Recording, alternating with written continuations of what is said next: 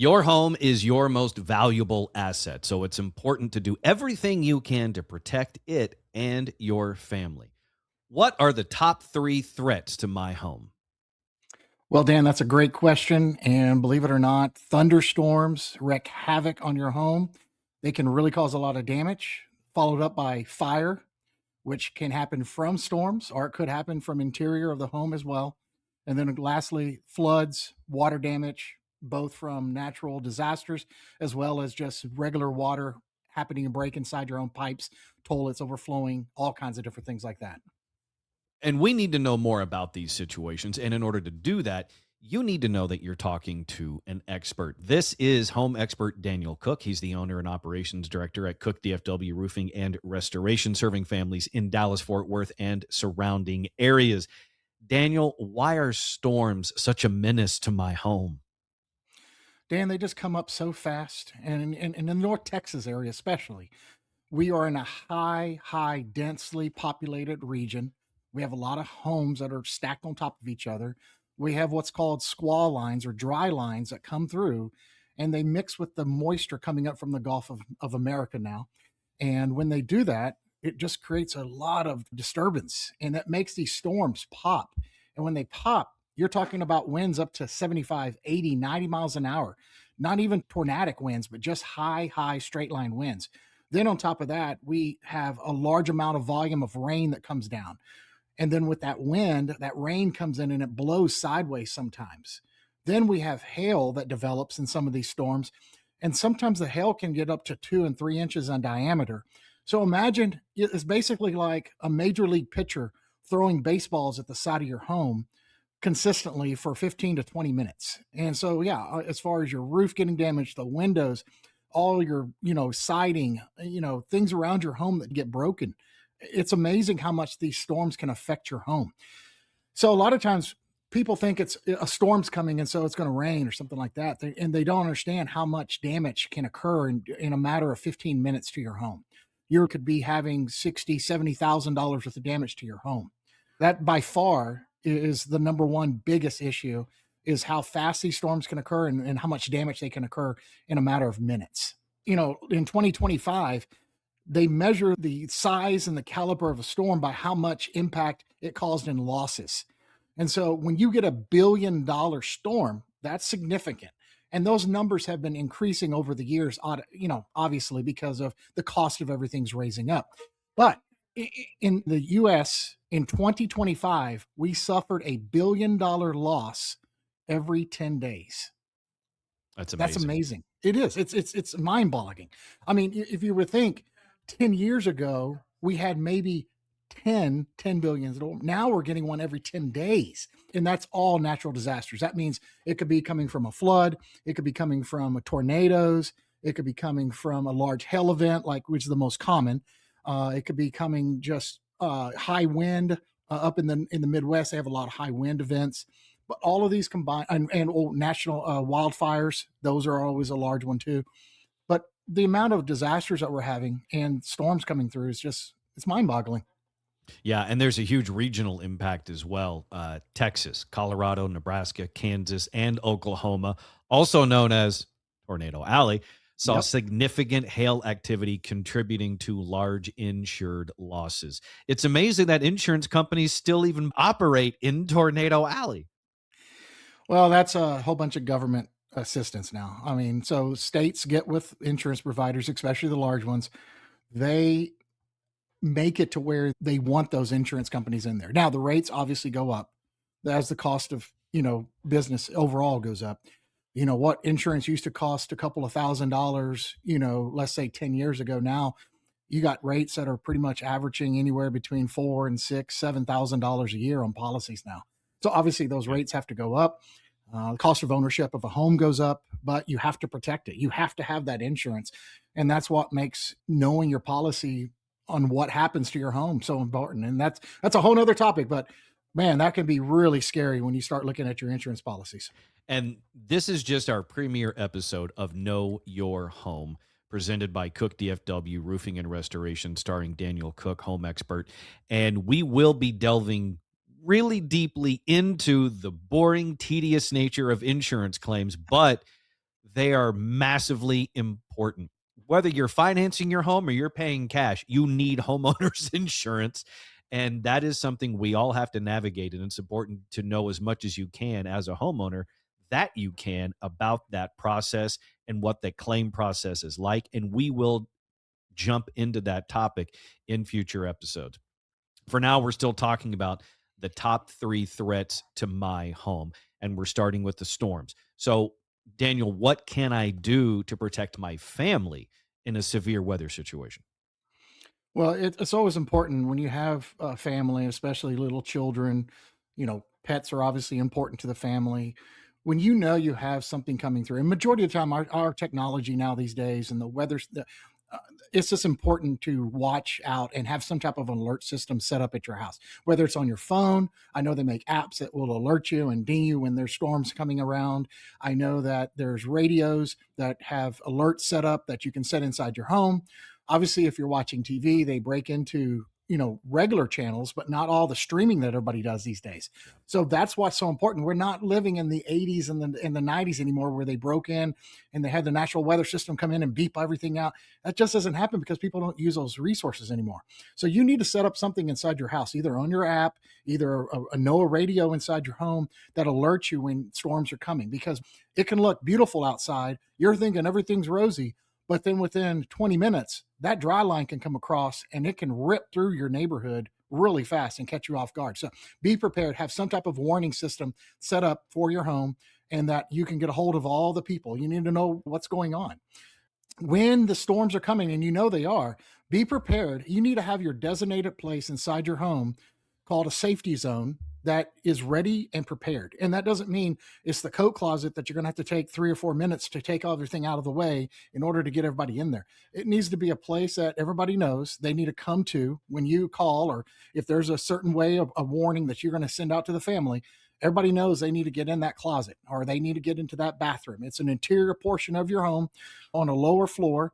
And why we say interior, we don't want to sit on the outside of a exterior portion of a wall of a house, because if your roof does get tore off, that's going to make that structure weak. Those walls are then can collapse on top of you.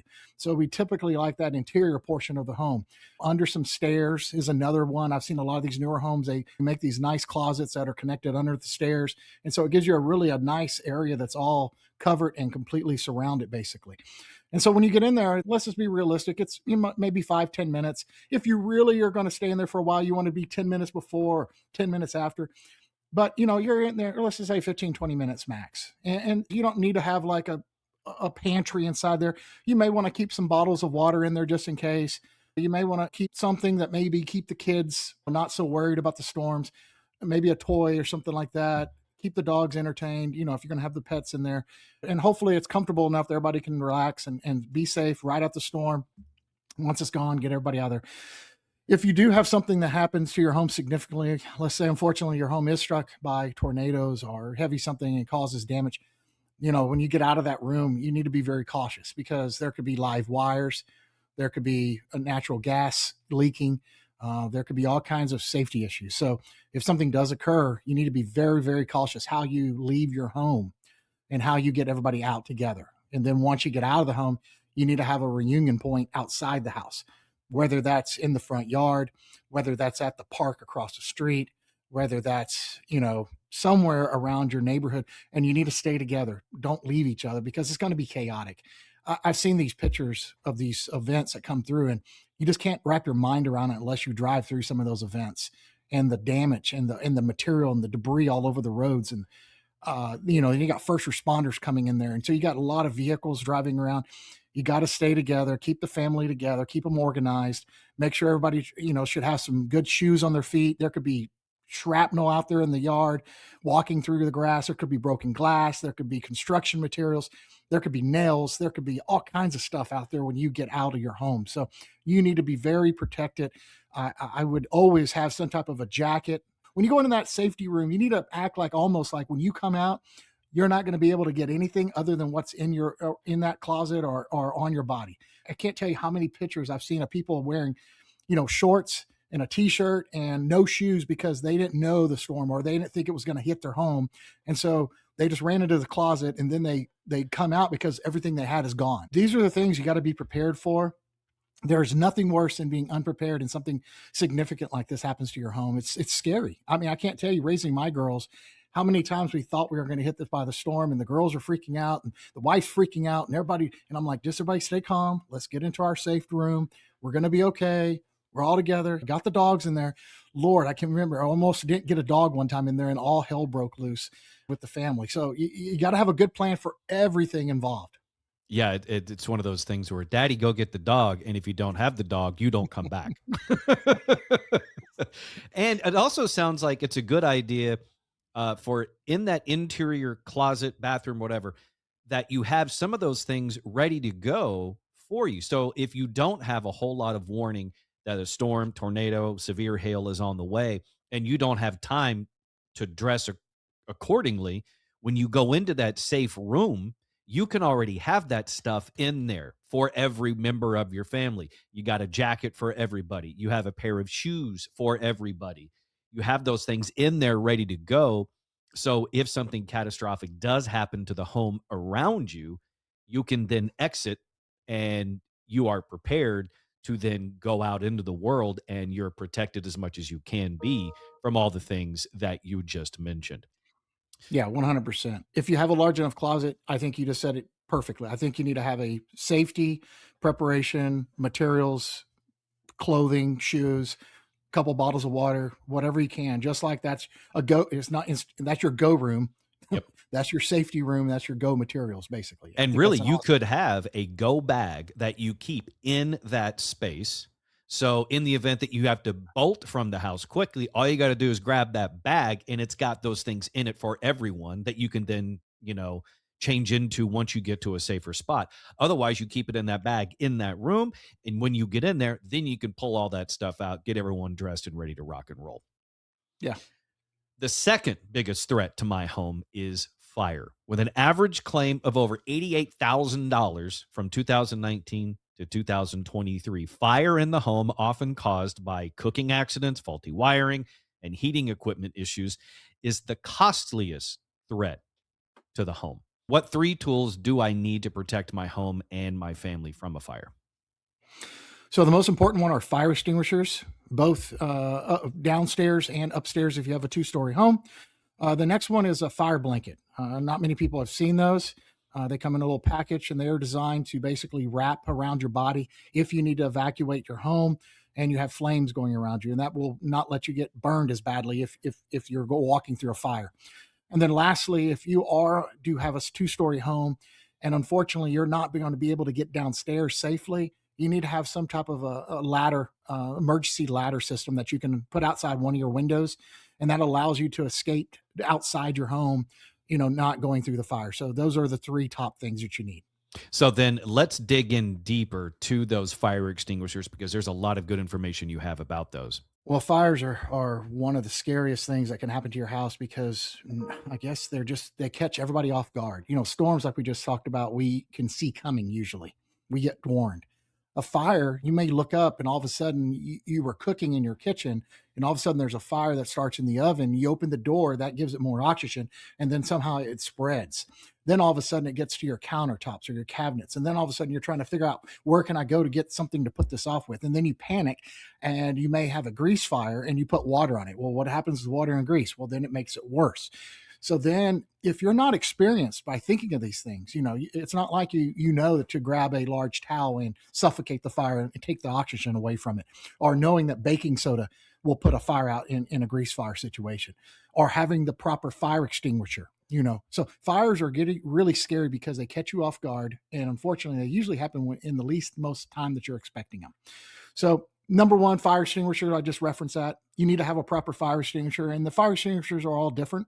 They are designed for different fires, meaning some are designed for cooking materials, some are designed for wood, some are designed for metal, some are designed for chemicals.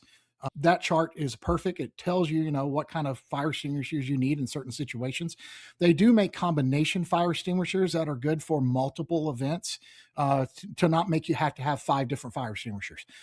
So they have a combination fire extinguishers that are mostly designed for residential use, and those are very easily kept in your pantry or under your sink. You want to be able to get those within 30 seconds and or less. And basically, you need to be prepared on what a fire extinguisher is actually going to do once you pull that trigger. So you pull the pin, you basically then aim at the base of the fire, and then you press the handle, and then you passing over, like you're painting something left to right. And you want to make sure you fully cover whatever that fire was at. Don't try to be sensitive to it. I know we don't want to mess up our kitchens, and I know we don't want to mess up a whole bunch of stuff, but it's much better than having that fire rave all the way through your home. So yeah, we'll get messy. So you need prepared for that. I mean, you go in the backyard, you can test a fire extinguisher. They're relatively economical. You can go to Home Depot, Lowe's, you can pick up a fire extinguisher for your home for probably 25, 30, 40 bucks. There's nothing wrong with testing one out to show what it's going to actually do. I think it is important to buy a fire extinguisher and then test it, like you said, in the yard.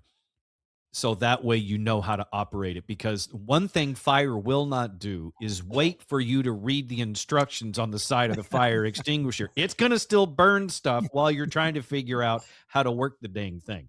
So it's important, as you said, to know how to use it before you need to use it so you can do it quickly and protect your home from a worse situation, because the last thing Yeah. you want to do is be standing there for 30, 45 seconds and your wife is screaming at you, turn it on, turn it on. Like, I need to read. I don't know how.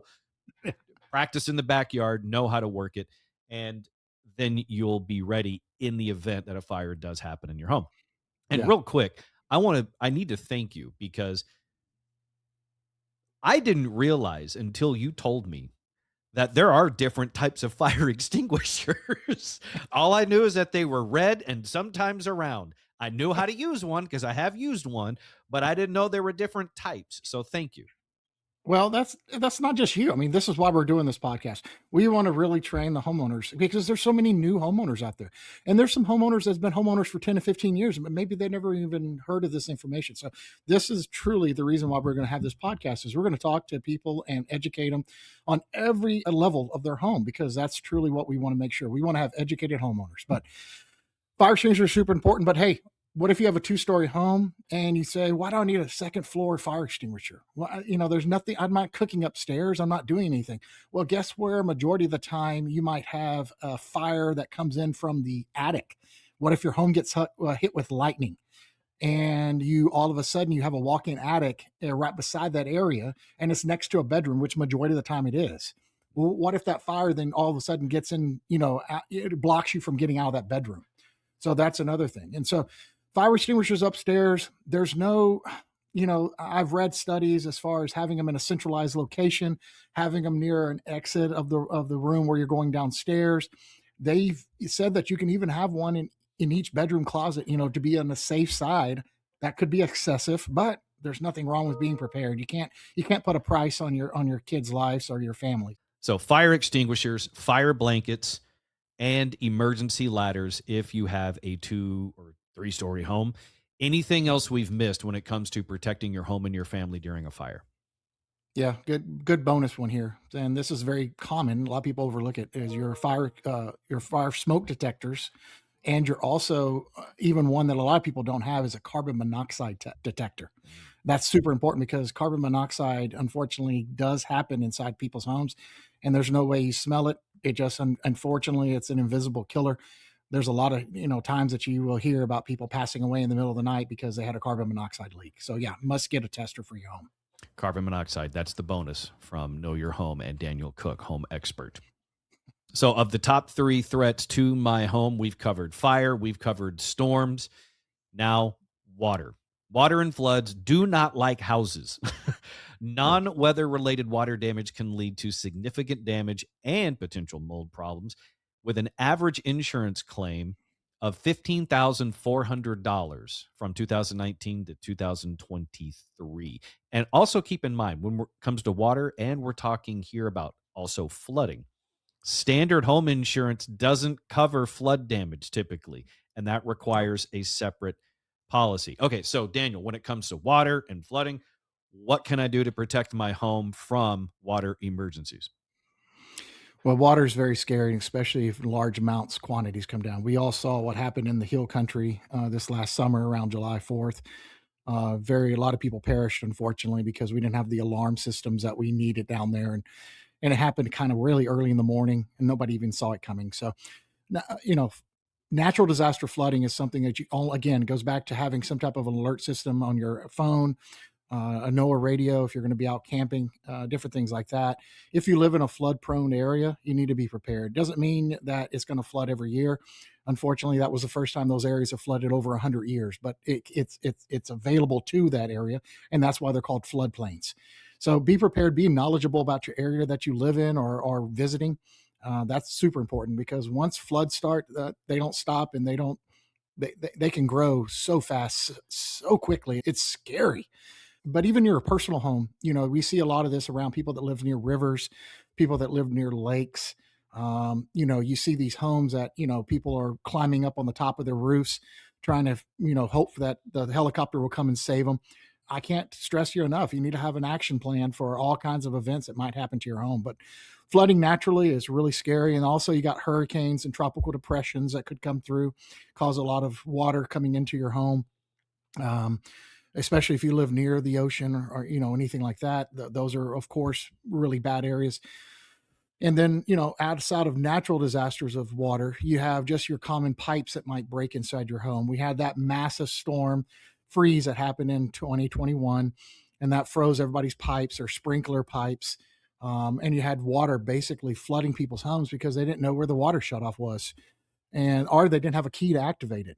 So again, you need to have a key, probably, and know where to shut your water off to your home if it's just a natural problem. Maybe one of your valves breaks on your toilets or sink, and or your dishwasher springs a leak, and if you don't know where the water shut off is, that's going to be really bad because, again, water will ruin all your flooring. It'll ruin all your wood, your baseboards. It happens so fast that, again, you got to be prepared. So knowing where your water shut off is for your personal home is very important. Having your, and I see this a lot of times, what are the common causes of water failures? And it's usually those little valves that wear out over time. They're plastic. You need to maybe have those changed out maybe every 5 years or something, just to be prepared. So lots of information on water. Yeah, water is definitely one of those things that like you said, once it starts, it doesn't stop for a while. And if you don't know where that emergency shutoff is or how to do it, even if you know where it is, it doesn't matter because No. I've been there in 2021. My home froze and we were staying in a hotel a few miles away, and we had to come back home because we noticed on our cameras there was a river flowing through our living room from our kitchen. So we had to come home and try to get the water turned off, but it was my first house. I didn't know where the water turnoff was. So as I'm shoveling water out the front door, it's still coming. So Hmm. that was just me in a loop for about an hour until the city could come out, because we put the call in until the city could come out and then do the shut off because they needed a special key to do it. Yeah. And I didn't have that. And I don't even know if Home Depot sells that. And even if it did, it's not like they were open at 1 a.m. as I'm shoveling water out the front of my house. Once that happened, then I kept shoveling water and then it was actually doing something. But the damage had already been done. Oh yeah. Floors Yeah. ruined, baseboards, they had to do what's known. I now know what a flood cut is. There you go. 18 inches up in my house where all that water hit had to be completely torn out and redone. Hmm. And it is an absolute mess. Water is no joke. No. Not only is it dangerous, but it's also so damaging. Yeah. And it can wreak havoc on your home. These are just three of the top three threats to your home.